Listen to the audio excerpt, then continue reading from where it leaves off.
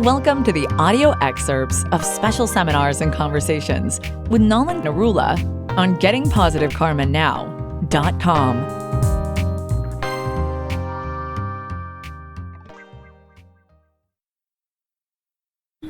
So today is Dhanteras. What do you understand Dhanteras to be? It is a day when you had monthly a clear optical journey of the ocean. Right. And anyone else? What is the significance? What do you traditionally do on Dhanteras? Buy utensils? Silver. Buy gold and silver? So capturing Lakshmi ji. So how do you capture Lakshmi ji? Question should be, is Lakshmi ji captured? Why are you trying to capture her? That was a trick question, caught you. So what happens, Lakshmi stays where Vishnu is. Yes, correct. Basically. What is the history behind Dhanteras?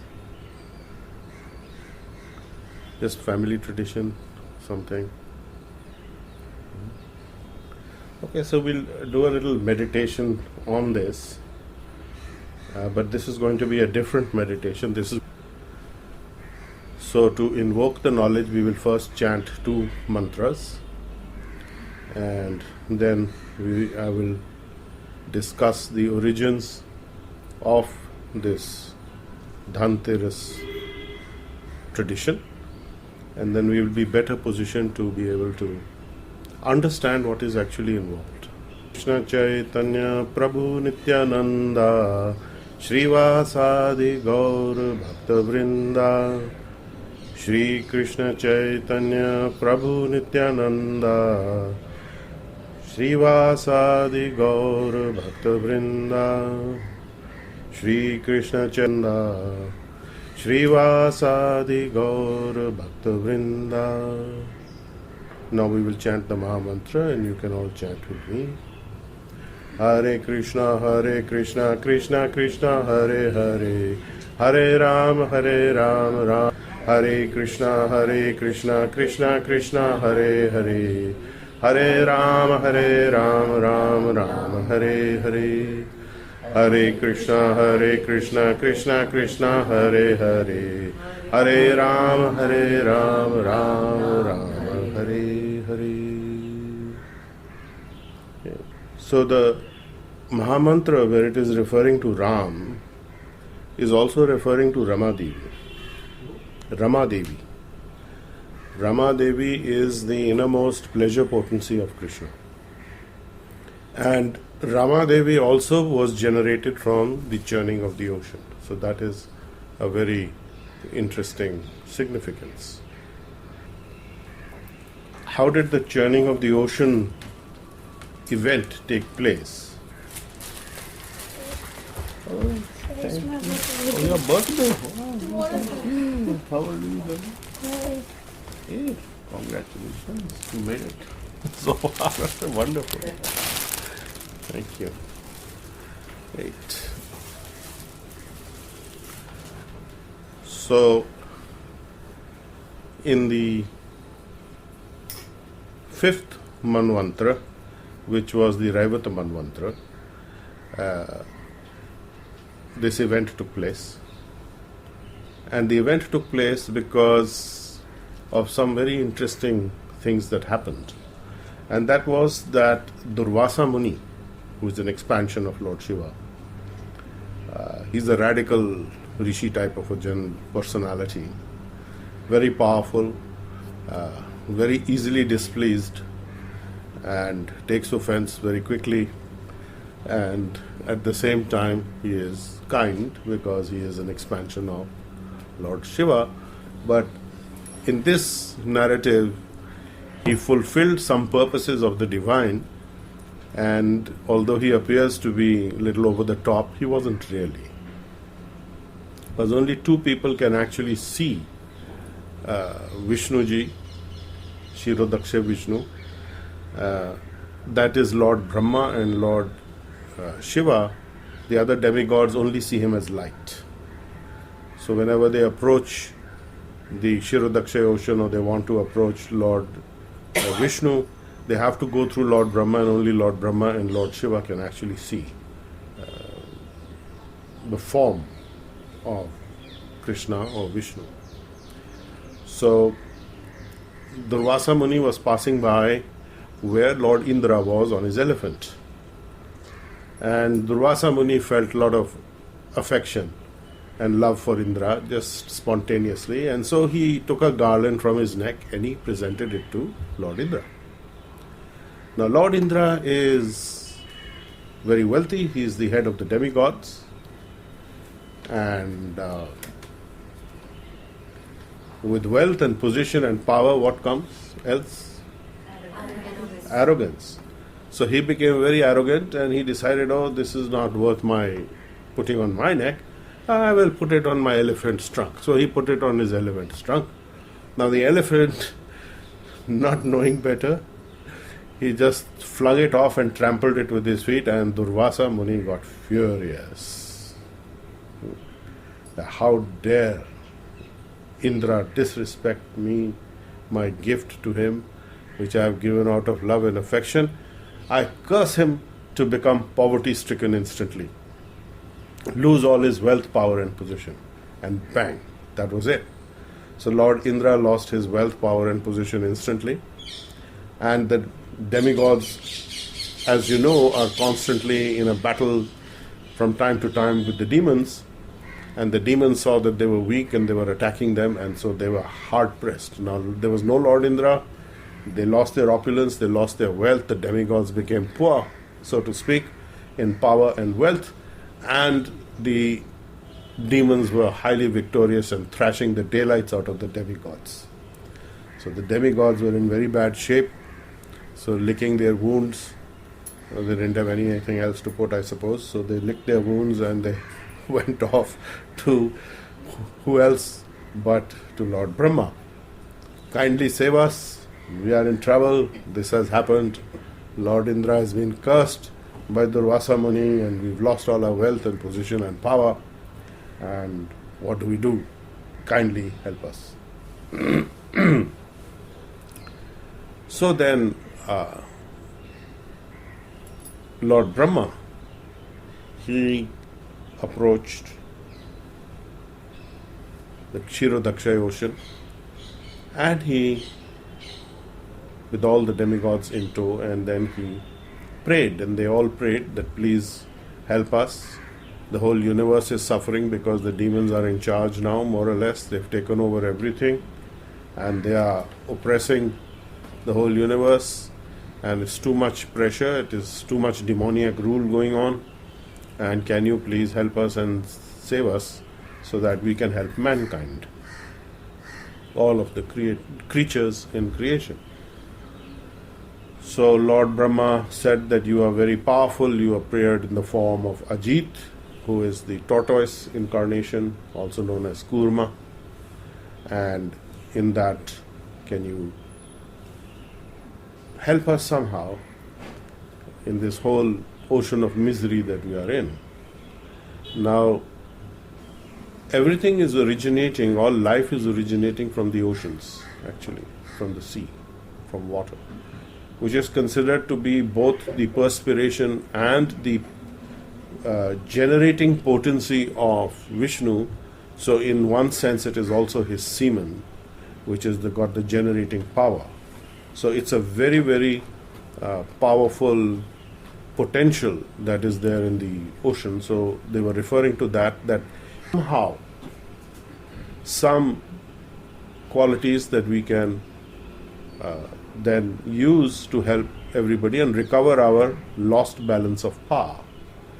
So they said, well, we can churn the ocean and we will give, the will revive all of you, and you have to share it with the demons also, because they also have to have a share.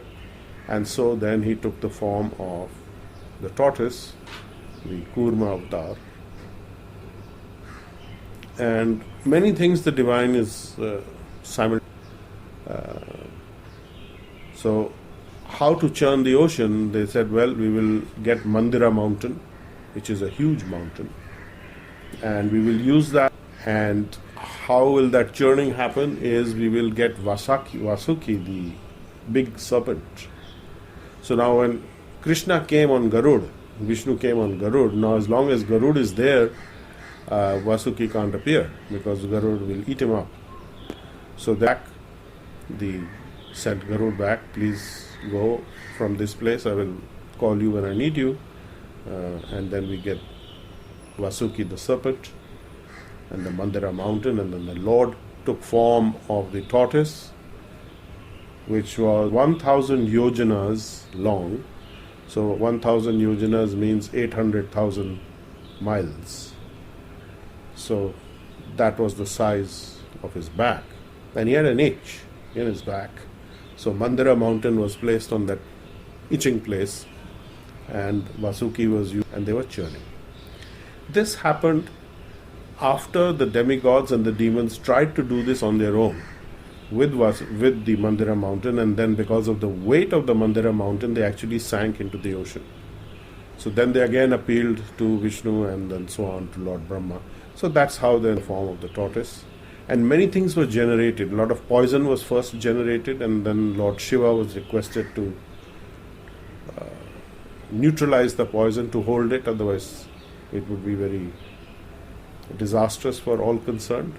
So it was untouchable, kind of toxic. So he took it in one hand and he drank it and held it in his throat, and that's his throat turned blue. So that's why he is known as Neelakantha. His actual form is golden.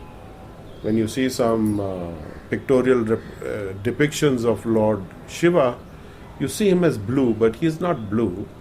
He is actually beautiful golden color, and his throat has got a band of blue. So he did that, and some drops fell on the ground, and they became poisonous plants and herbs and scorpions and such poisonous creatures generated from the poison that was from churning the ocean, the Garbhodakshaya ocean, the Kshirodakshaya ocean. And thereafter lots of good things came out, and they were given to various demigods and demons. And one of the things, as I said, came out was Rama Devi. She was also there. And then at that time the head of the demons was Bali Maharaj. And incidentally, Bali is due to be the next Indra in the next Manvantara, in the next cycle. He will be the next Indra after this Indra goes away. We are in the 7th Manvantara, which is the Vivaswat Manvantara. There are 14 Manvantaras, and these 14 heads, progenitors, appear through a cycle of 1,000 ages, which is one day of Brahma. So 1,000 divided by 14 is approximately 71.43 cycles of the yugas. So 71.43 cycles, or 428 cycles of the yugas, is what one Manvantara time span is. So we are now halfway through this current cycle. So Lord Brahma is about 50 years old, slightly more than 50. Just a tad over 50. He had his 50th birthday some few millennia ago, but as far as we are concerned, it was recent. So, happy 50th to Lord Brahma. Yeah. And moving on, so the nectar, before the nectar came, Lakshmi Devi also was generated. Now Lakshmi Devi looked at all the demigods and wanted to find the one who is the most perfect in all qualities, and she saw all the demigods and didn't think they were perfect enough. Lord Shiva might have been a candidate, but because he lived in crematoriums and he was surrounded by all the heebie-jeebies and the dark creatures, so he was not so perfect. So the only perfection she found was in Narayan, or Lord Vishnu. And then she got a place to stay on his chest, on his bosom. So Lakshmi ji lives on the bosom of Narayan, right? And she appears there in the form of a white hare. a blonde hair.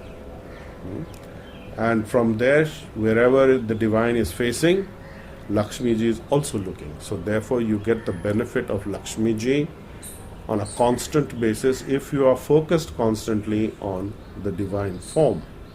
So you can focus on the form through the sound, through the visual. So the sound that we created this morning was the Hare Krishna Mahamantra, and which included all the potencies of Lakshmi ji, of all the levels and aspects of what Lakshmi ji does. So if you chant the Hare Krishna Mahamantra, you will get the benefit throughout of associating directly with the form and sound of the divine, which is complete in terms of the unmoving divine, which is Narayan or Vishnu, who is considered to be sthir, and then the movable energy of Lakshmi, whose resting place eventually is the chest of Narayan. So Narayan is one of the most opulent forms displayed of the divine. That is the opulent form, the display of divine powers in the material universe, in the spiritual universe. It's a royal, kingly, generous aspect. So again, you can access this by chanting the Hare Krishna Mahamantra. So you do not need to do much more. And of course, you have your tradition, where you can obtain gold at the particular muhurtam, which is this afternoon, this evening actually. From I have posted the time, it's about 5 o'clock approximately. The exact timings are given. It's a 2-hour window almost. So if you buy a little bit of gold, or even if you don't buy gold, if you take some existing gold and clean it up, and then you chant, the mantra, thinking of this whole narrative of how the energies were manifesting, then you will definitely be able to empower the energy of Lakshmi ji in the gold. But the gold energies are not staying very long, because gold is a very malleable metal. It is soft, and the crystalline structure of gold can get disturbed when you strike it. So it will stay for a while, and then depending on how much movement there is of that gold, that energy starts to diminish, or you can say even radiates out towards you. So that's a good thing, because then you can get more of that. So many things subsequently happened, but we are events that took place as far as the churning and the Lakshmi energies came. And then I will just a little fast forward again to the point when the actual nectar from the ocean was generated, and the fighting over who should have what. Now the nectar came from the front side of Vasuki, where the mouth was, and the Lord had tricked the demons in a way by inspiring them to take the front end, that is the mouth end, rather than the back. So, and they had done that because the demons thought they were very intelligent. Knowledge, that's one of the qualities of demons. They have Vedic knowledge, but it's misused. And they said that the tail of the serpent is inauspicious, so we want the front. So first the Lord had gone there, Narayan had gone there, Vishnu had gone there, and the demigods had gone there.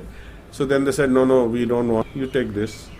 So basically do the opposite of what you want them to do, so that then they will want it, then you give a concession to them. So they took the mouth end, and then they started fighting. And the strong demons, they captured the pot of started to they were all discussing who will have it first. I want, you want, who will have it first. So the demigods again were very upset. What is going on? We've lost the nectar. So Vishnu said, don't worry, I will arrange something, and they will do some infighting. So what was the infighting? The infighting was that those demons who had the nectar and the ones who didn't have it, they thought to weaken them a little bit and to get some good brownie points with Vishnu, is to say, the demigods also should have it. So, please distribute to the demigods and then we will also all have. So it was kind of all fighting against themselves, and in the whole process, Krishna said, okay, you give it to me. And how give it to me? Not directly. He took the form of Mohini Murti. Now, Mohini Murti is the form, the most beautiful woman. Mohini means one who is all attractive and with her vision. And she was the most beautiful looking woman ever to appear. And naturally the demons were very excited, and so were the demigods, I'm sure.